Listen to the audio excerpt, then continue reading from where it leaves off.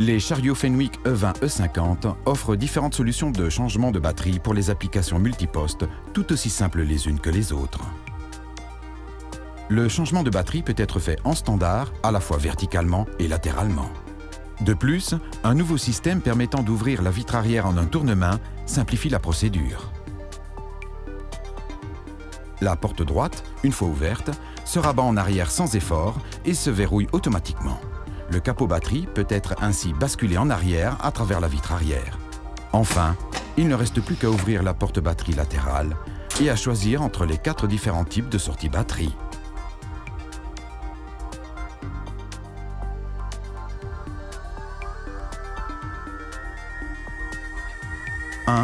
Support batterie.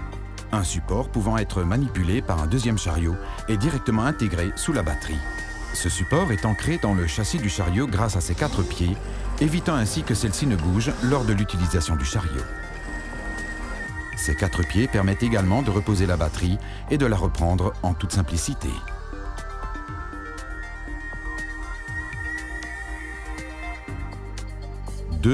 Palonnier enfourchable. Positionné au-dessus de la batterie à l'aide d'un deuxième chariot, il permet une sortie par le dessus grâce à ses élingues fixées aux œillets du coffre batterie.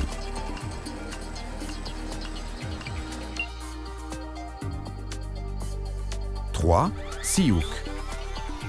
Plus classique mais toujours aussi efficace, le Sea-hook permet un changement de batterie par élingage à l'aide d'un palan ou d'un pont roulant.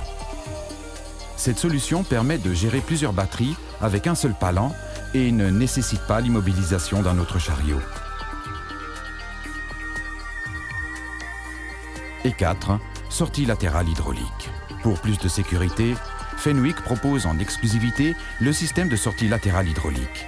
Une fois la commande actionnée par l'opérateur, la batterie sort de 60% de son logement. Cette solution permet l'utilisation d'un palonnier classique, limitant ainsi le nombre de manipulations, source de risque pour l'opérateur. Afin d'éviter tout risque de basculement du chariot entraîné par le déport du poids de la batterie, un vérin est enclenché, immobilisant l'axe de direction.